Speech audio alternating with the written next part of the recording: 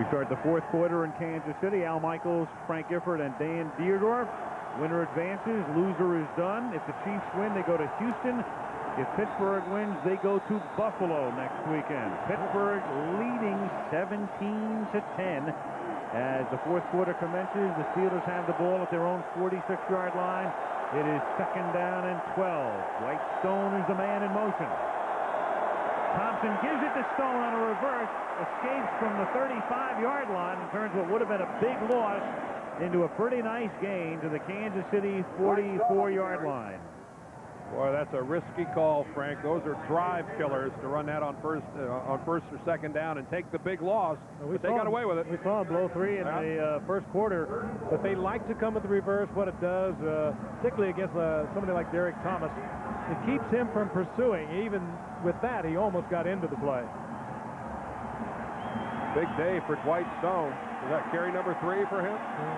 You don't surprise anyone if you're a Steeler with a reverse. They do it so often. 9-yard gain, 3rd and 3 at the Kansas City 45-yard line. Play clock down to 1, and so O'Donnell has to take a timeout. And he beat that by less than a second. Yes. Pittsburgh utilizing its first. So one of the bigger plays of the game defensively coming up for the Chiefs.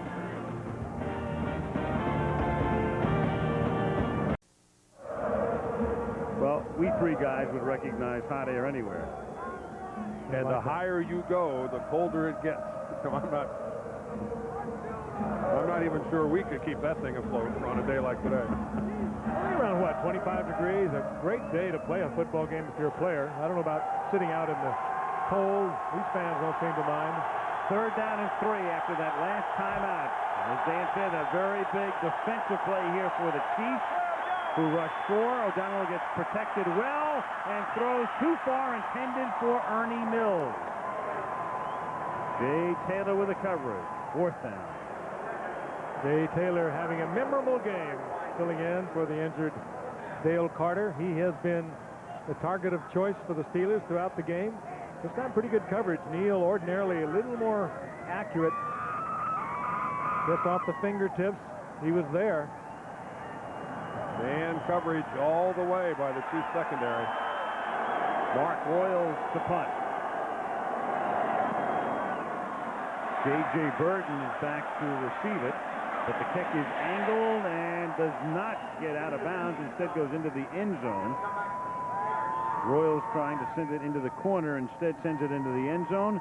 And a 45-yard gross is only a 25-yard net first down at the 20-yard line for Montana and the Chiefs. Back-to-back bad plays for the Steelers. The incomplete pass and then the punt into the end zone. A very nominal gain in field position by allowing the Chiefs to start at the 20-yard line. The Silverdome in Pontiac is the site. And we'll find out about Barry Sanders, whether he will play. The Lions hosting the Green Bay Packers. NFC wildcard game after this one. Montana with Marcus Allen behind him. The fake to Allen comes back the other way. This is Kimball Anders. Out of bounds at the 28, a gain of 8. It'll be second down and 2. Good block by Will Shields, the rookie.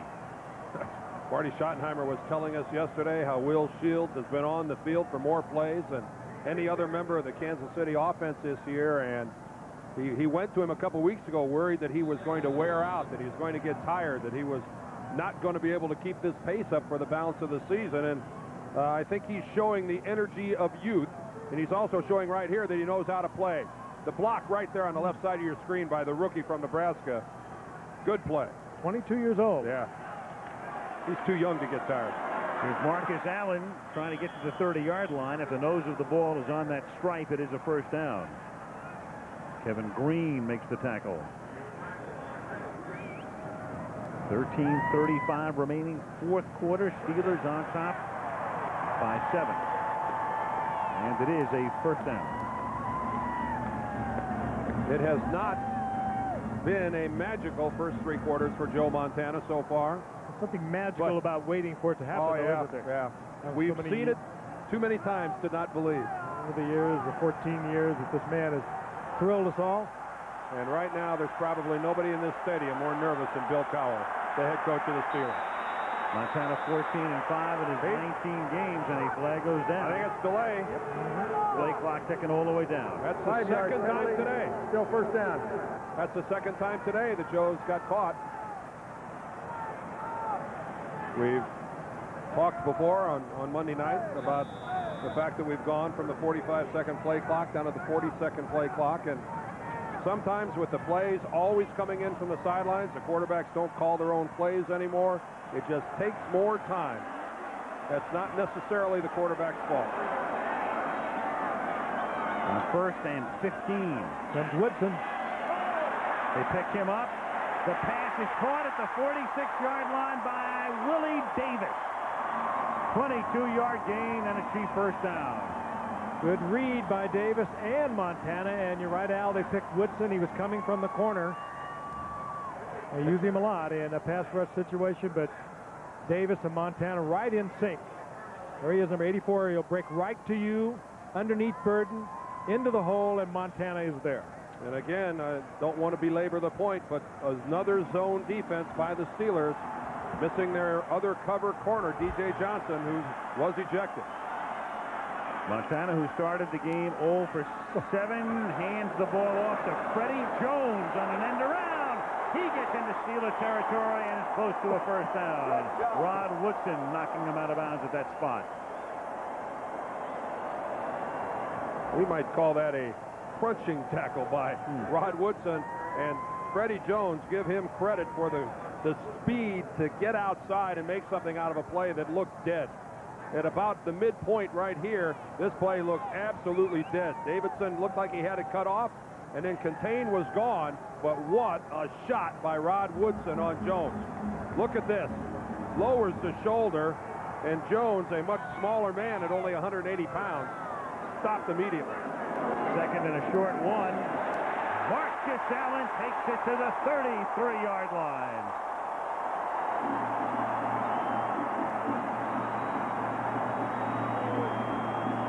Marty Schottenheimer has to like what he's been watching. Midway through the third quarter, this team is starting to look like the Kansas City Chiefs that went 11-5. Marcus 11 carries now for 46 yards. First and 10, Chiefs at the 33. Steelers lead by 7. 11:05 left in the fourth. Barnett in motion. Catch is made by Burton to the 14 and another first down. Oh, and Deion Figures saved the touchdown. And he's Joe Montana. I'll tell you who else turned in a big play. John Ault, the left tackle. I thought Greg Lloyd got a tremendous jump on the ball, and Ault handled him easily, setting up this play downfield. And another nice fake to the outside. But a good recovery by Figures. This Kansas City team starting to believe. First and 10 at the 14-yard line.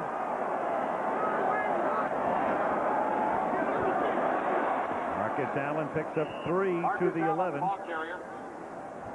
If it sounds sort of strangely quiet when the Chiefs come to the line of scrimmage, they always have a sign up here that says, "Quiet, please, audible zone." And all 75,000 people respect it. There it is. Only in Middle America. Big brother running the would you like to explain that? You put that up in New York, they'd eat you alive. Second and 6 at the 10-yard line. 9:45 to go. Montana throws. The catch is made by Cash. The tight end takes it inside the 5, and it will be first and goal. How many times I've said it over the years we've watched this man. I don't think even the credit and the accolades he's received over the years, I'm talking about Montana, he still makes it look so easy. He always is looking at the right place. He knows where every receiver is. Just a little flick of the wrist. Where does he throw it? Down in the crowd. He puts it at the belt where the receiver is not going to get the ball knocked away from him. It's a pleasure to watch. First and goal at the 2. Allen. In again. Touchdown. His 13th of the year.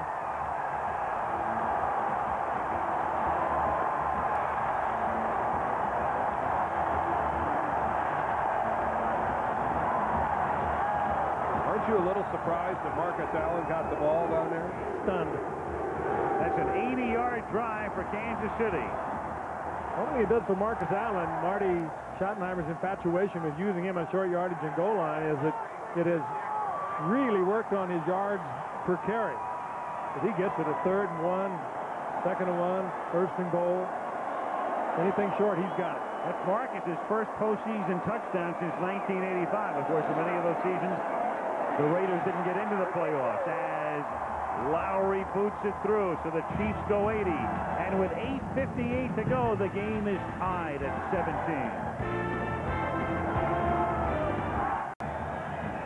Despite not having scored in postseason since 1985, that's 11 touchdowns in 11 postseason games for Marcus Allen. Not much he hasn't done as a Super Bowl MVP, led the league in rushing, Heisman Award winner in college. He is the oldest running back in the National Football League, and he says, I will definitely be back next year and hopes to be back in 95 as well. I like your question about the Hall of Fame. Now, if he's not in the Hall of Fame, there shouldn't be one. Amen. Lowry kick, taken by Stone. Dwight Stone brings it back to the 25-yard line. Tackled there by Santos Stevens. Coaches are always talking about turnovers. Announcers are always talking about turnovers. It is incredibly important in postseason games. Only one of 273 postseason games has had no turnovers, and that was the Giants-Bills Super Bowl in Tampa, Super Bowl 25. No turnovers today. And we talked about the significance of it. We can go back and detail it in terms of the team that owns the differential in postseason games wins an inordinate amount of time. Not only in postseason, during the season also. But particularly so after the season. They win most of them, too. From the 25-yard line, this is Merrill Hodge picking up 3. After the 28-yard line, Tracy Simeon makes the tackle. A lot of that is, more recently, these teams work on turning the ball over. They tackle and they slice and pull it out. Well, here it is in postseason play. If you have the turnover advantage, the team that has had it has won 21 consecutive games. That pretty much tells the story. And you'd have to think that if there is one here in the last 8 minutes of regulation, that might be 22. Very good chance. Especially if it happens at your end of the field. 2nd and 8 from the 28-yard line. O'Donnell buying time and finds Stone, who breaks the tackle, picks up the first down, and Dwight Stone He is never went out of bounds at the 47-yard line of Kansas City. Dwight Stone just kind of hit underneath, broke back across the line of scrimmage, got lost in the shuffle, and I think the Kansas City thought he had stepped out of bounds somewhere early upfield. Look at him hide right behind the linebackers, come across just beyond the line of scrimmage, slips the tackle there, gets away from Albert Lewis. Now watch this, down the sideline. He's still in, and they're pulling up. Gain of 26. Pretty good body control by Dwight Stone, staying in bounds. Under 8 minutes to go. Thompson barrels to the 40-yard line. Picks up 6. It'll be 2nd down and 4. Lonnie Martz with the hit. A Steeler win, they go to Buffalo Saturday. A Chief win, they go to Houston next Sunday. And we just have a phone call from Buffalo that they got a basic whiteout up there, a blizzard going on right now. Probably wouldn't have been able to see the football today. But it'll be beautiful next week. No, that can't be happening in Buffalo. 2nd and 4 at the 40-yard line. Here's Thompson. A first down. To the 32-yard line. He's tackled by Kevin Ross. First down, Pittsburgh. Merrill Hodge paving the way that time with a block. 7 minutes to go in regulation. Well, what a fine football game this is. One team down, the other one comes back, and now Pittsburgh, they are battling back. And it looked like Kansas City was taking control. Only the 2nd game ever in the postseason history of 22-year-old Arrowhead Stadium. The other one was won by the Chiefs 3 years ago, 10-6 over the Raiders. First down at the 32.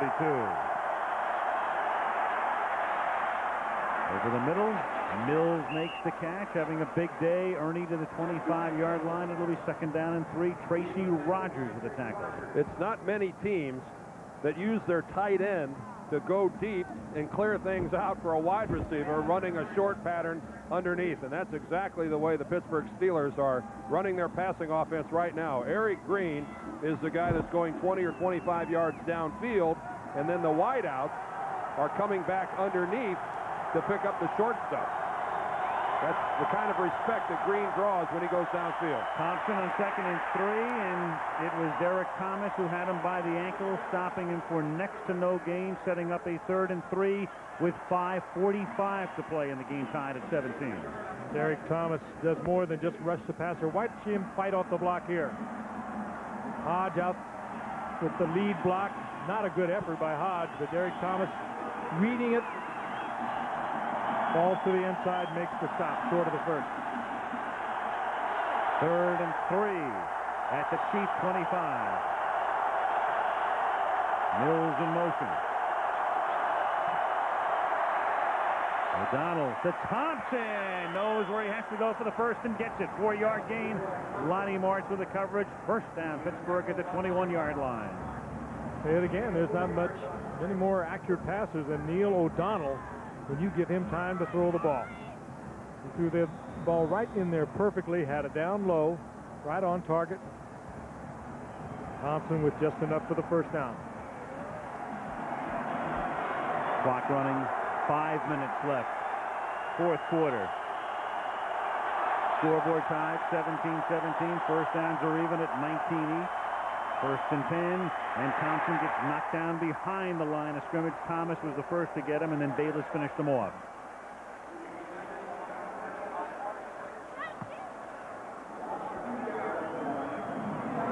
One, 2nd and 11. You would think that at the point of attack, the advantage with the larger tight end would go to Pittsburgh. He tries to turn Derek Thomas to the inside, loses his footing.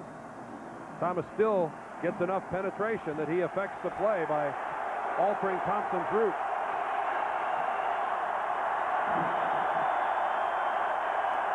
On 2nd and 11, O'Donnell pump fake, going for the end zone to Green. Touchdown Steelers. Oh, and there's the mocking the crowd with the tomahawk chop. Boy, what a good read by O'Donnell and a good look off of the safety, Kevin Ross. He looks to the left as if he is going to pass to the left, and he comes back to the big man Green right down the middle. And Ross just riveted a little bit, little look to the outside, but O'Donnell's look to the left kept Ross from getting back into the play. It's the same patterns they've been running in this game where Green goes deep. He just runs the kind of pass routes that you don't expect from a man that size. You would think that he's nothing more than a 5, 6, 7-yard receiver weighing 280 to 290 pounds, but he's exceptional. He can cover all parts of the field. That's a big-time drive there. Oh, Anderson with a point after, 24-17 Steelers. Wavy Lace presents Look Who's Making Waves. Rod Woodson. And this Pittsburgh Steeler is no average guy. Here's why. When I was a kid, my two older brothers picked on me all the time. So to get away from them, I learned how to swim because they couldn't. But then winter would roll around, so I learned to run. But I would still have to go home at night. So I learned to play a little defense. I think I'm going on my 5th Pro Bowl now. Thanks, guys, because if you haven't picked on me, I'd just be average. Kind of like you two. For Green Bay, it's a matter of revenge. For Detroit, there's no place like Dome. Arch rivals collide in Game 2 of our doubleheader next on ABC. And you're looking at Reggie White, Green Bay and Detroit coming up following this one. And this one is a beauty because we've got 4:11 to go. Pittsburgh on top, 24-17. They just drove 74 yards. Now Gary Anderson to kick off. Back to receive Danon Hughes, rookie from Iowa. Hughes waits, fields at the 1-yard line. And back to the 21-yard line. And here comes Montana. And we'll find out about Montana and his magic with 4:02 remaining in regulation and KC down by 7. We were talking about this during the commercial break as we see the scoring drive of Pittsburgh, 9 plays, 74 yards. Eric Green, the big play. It's a playoff game with almost 80,000 people in attendance. It's hard to get that many people in one place and have them be this quiet. I don't know if the cold has numbed them, but they need to get a little spark going, and maybe this guy will provide it. Here's Marcus Allen, and a big play by Kevin Green. 5-yard loss. The free agent pickup from the Rams when they lost Gerald Williams, the linebacker, going to San Diego, and they lost Hardy Nickerson to free agency. They needed an impact linebacker, and they got one. He got a tough one, too. We'll watch him again. He had to leave last week's game with a bad knee. There was little question about whether he'd be able to go full speed here today, and he certainly has. 2nd and 15, Montana throwing too high, intended for J.J. Burton. Coverage by Willie Williams. It'll be 3rd down and 15. Well, that's one of your few times you're going to see the deep out of sync with Montana. I'd kind of lay it on Burton if I was going to lay it anywhere.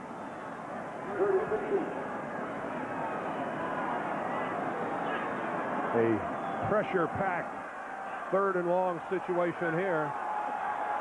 Headed towards 3 minutes, 3:25 left in this game. 3rd and 15. Oh, down he goes in a clump. What a huge series for the Steeler defense. And Kevin Green trying to play on that bruised knee. What gutsy performance.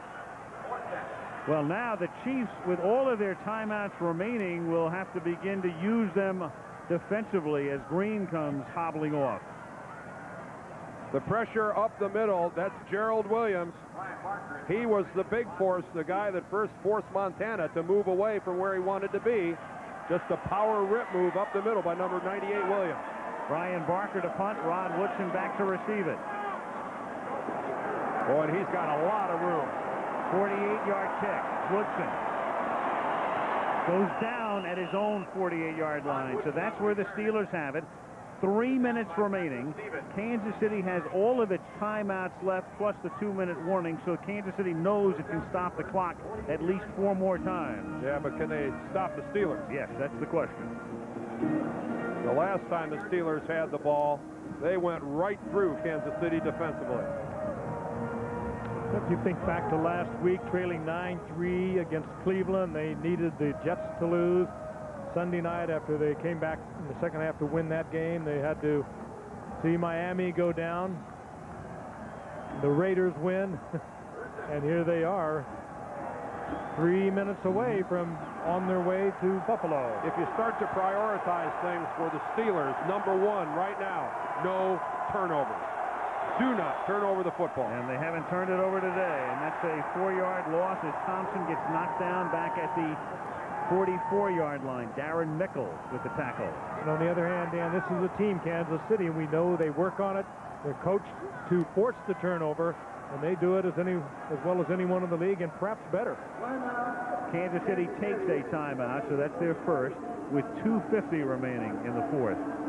Both of these teams heavy in the giveaway takeaway ratio. The Steelers +10 and Kansas City +11. The topic of conversation right here between Ron Earhart and Neil O'Donnell and Bill Cowher is, do we risk putting the ball in the air?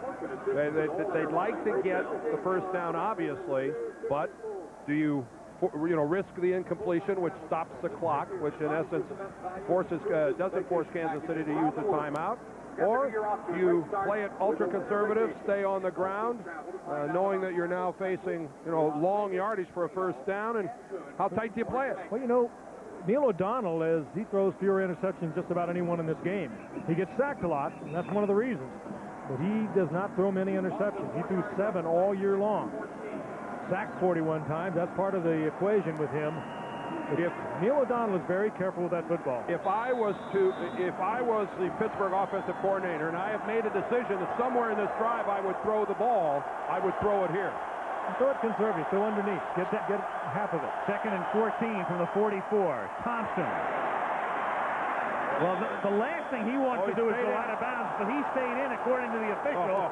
Taylor with the tackle. He tried to drive him out, and now Kansas City takes another timeout, their second. His knee did go down inbounds, so it was the correct call by the officials, as I think this replay will confirm. Well, he worked to get down also. Yeah, you're right. There's He's the down. knee. Good call. And a big play because it forces Kansas City to take that timeout, so they have one left plus the 2-minute warning, 2:43 remaining. Neal's going, let me throw it, let me throw it. Earhart and Cowher saying, do what I say. Bill Cowher's got a lot of input at this point with Ron Earhart, who he trusts explicitly, I know, but this is his job is on the line. This is his football team, and at the critical points, the head coach has a major input. 3rd and 10. I think Bill Cowher is going to be a successful coach in this league for a long time. I think he's the complete package. You know what he does, too? He can deal with today's player. He lets them be themselves to a point. He also can be a disciplinarian. 3rd and 10 at the 47-yard line.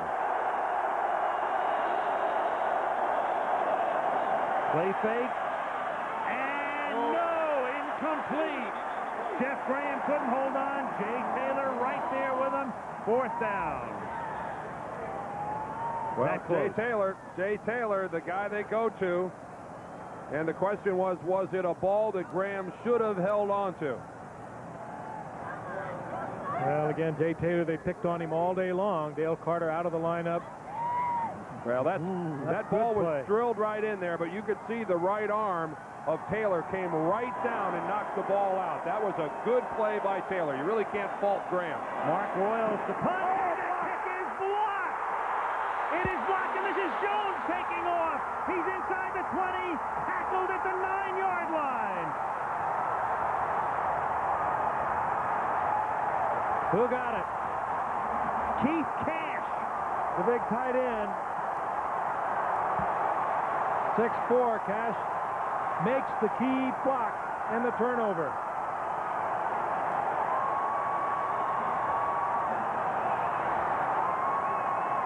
Let's take a look at this from behind. Royals does not turn away from the rush coming from the right side. A lot of times a punter is supposed to angle it one direction or the other. You could see Bill Cowher talking, yelling at Royals when he came off to the side. I don't know if he was supposed to turn to the left or not. Either way, it was poor protection allowing Cash to get in. Gary Jones saved the touchdown. 1st and goal. Marcus Allen to the 8-yard line. It'll be 2nd and goal. The Chiefs with one timeout plus the 2-minute warning remaining. The clock at 2:20. Keith Cash. Woo! And right now, you're right about Gary Jones. He has a chance to be a hero. If the Pittsburgh defense comes up huge down here, the game ball goes to Gary Jones. Unless, of course, he's the guy to let Cash in to block the punt. In which case, it'll just be even.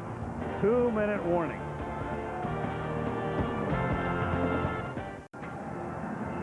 This wild card playoff game is being brought to you by Chrysler Plymouth, a division of the Chrysler Corporation. UPS, the official package delivery company of the NFL.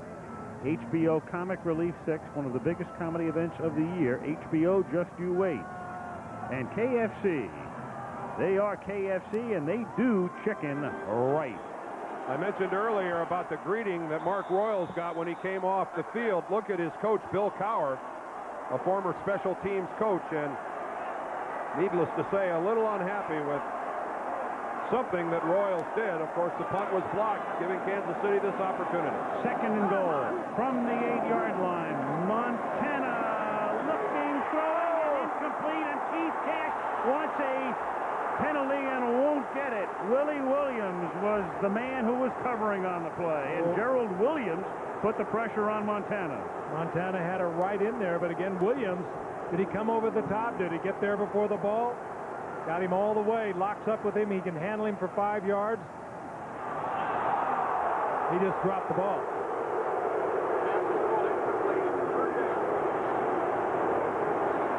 So it is 3rd and goal at the 8-yard line.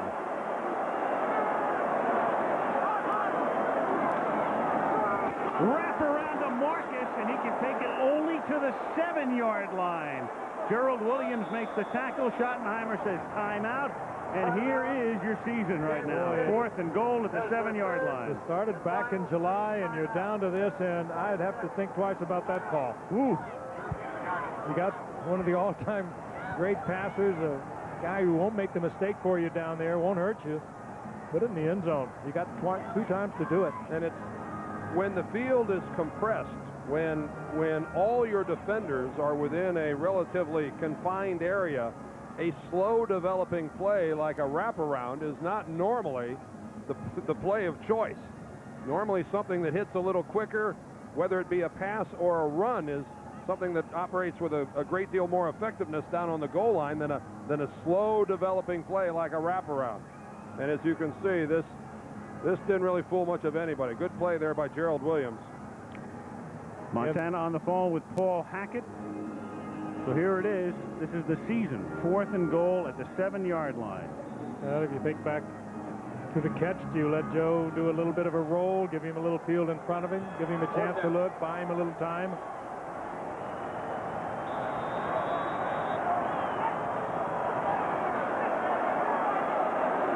.148 remaining. So it has come to this. Chiefs out of timeouts.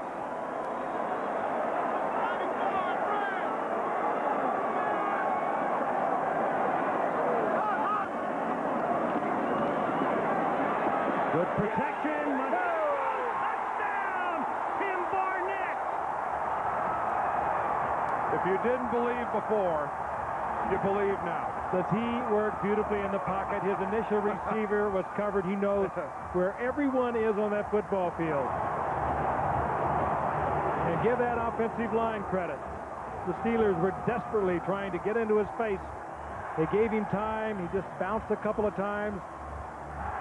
Well, we still have a 1-point ball game here. Nick has to do his job. But don't go away. Look at this. Back of the end zone. Good job by Barnett. Well, what were the Steelers doing? They're in that zone that so many teams play down on the goal line. You give the quarterback that much time, somebody will be open to the back of the end zone. Here's Lowry to tie it. And does. They were in that zone coverage where they were covering the 2 outside portions of the field and leaving the middle wide open. So you've got 1:43 remaining. Now Pittsburgh has 2 timeouts remaining as they try to get into Gary Anderson field goal range. Just as a point of information in regard to Barnett, because he has been talked about, and you probably read about him this week. He was arrested a couple of years ago. He violated probation. He was supposedly to serve more time in jail and asked for not an extension, but apparently went back in and they appealed the process. It's a little murky in terms of the information we were able to get. But in any event, it was a story here in Kansas City this week, and here's the guy in the back of the end zone winding up catching the pass from Montana. If the jury case, he'll be pardoned. Frank, you just summed it up. He made a great play. Frank, very good. You're right. If it's anywhere here, might be the death sentence, though, if it's a Pennsylvania jury.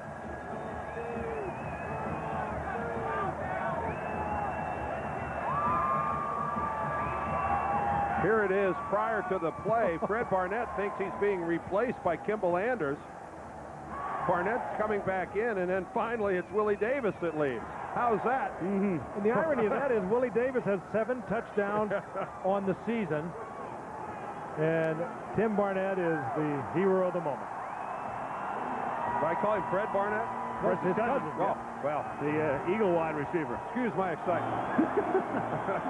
I understand it. Tie ball games in playoff football with 1:43 to go. If this doesn't get your heart pumping, nothing does. Lowry's kick, a short kick fielded at the 10-yard line by Rod Woodson. And he can run it back only to the 22-yard line. Freddie Jones is there. And the Steelers now with O'Donnell taking over at the 22 and 2 timeouts remaining. 1:39 on the clock.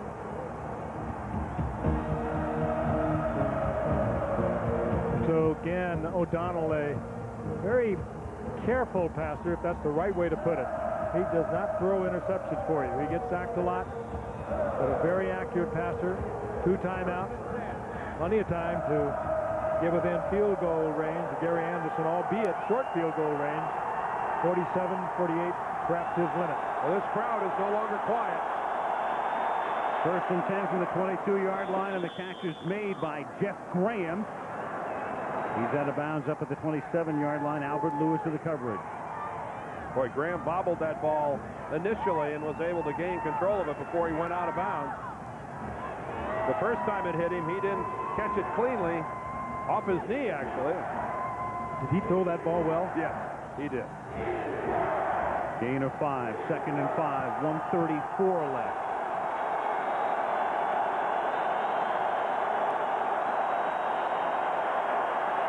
O'Donnell escaping, and Stone drops the ball. O'Donnell escapes Mickle, and then Stone simply dropped it. And it would have been an easy first down out somewhere over the 35-yard line. There's been an ongoing problem for the Steelers and their wide receivers. We've got somebody hurt. They can't ID a number for sure.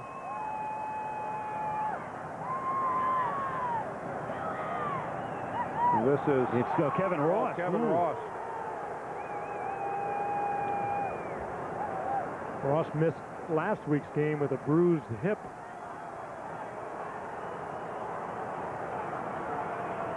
Oh, look at that.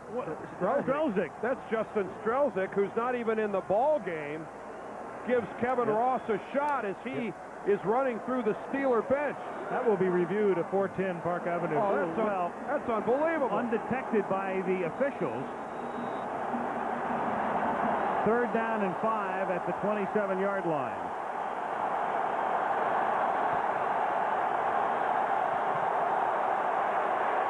O'Donnell hit as he throws, and incomplete, intended for Graham. Derek Thomas forcing the issue. And in comes Royals to punt again. Boy, what a play by Derek Thomas. He's been quiet most of the game, Dan. He is alternating sides, trying to pick up the slack for Neil Smith. This time he's on the left side defensively. Boy, that's just hustle and athletic ability and instinct all rolled into one. Oh, now Kansas City will have plenty of time. Royals to kick. Danon Hughes, the rookie, back to get it. A lot of room to roam as he takes it at the 24-yard line, but he falls down. And can only bring it back to the 28-yard line. No timeouts for Schottenheimer's Chiefs. 1:14 on the clock as they try to set up a Nick Lowry game-winning field goal. And Lowry, unlike Gary Anderson, he can reach it from 55, 57, his career best, I believe, 58 yards. So they need to move it from 30, 35 yards to give Nick Lowry a chance to win it.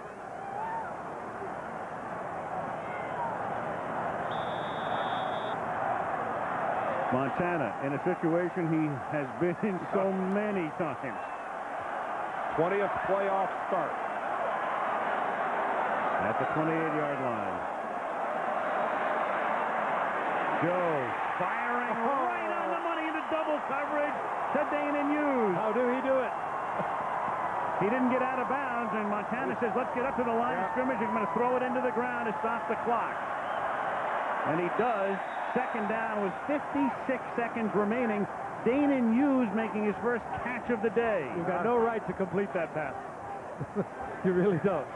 If I'm Pittsburgh, the next time Montana's in that situation where he's acting like he's going to throw the ball into the ground, I wouldn't necessarily count on it.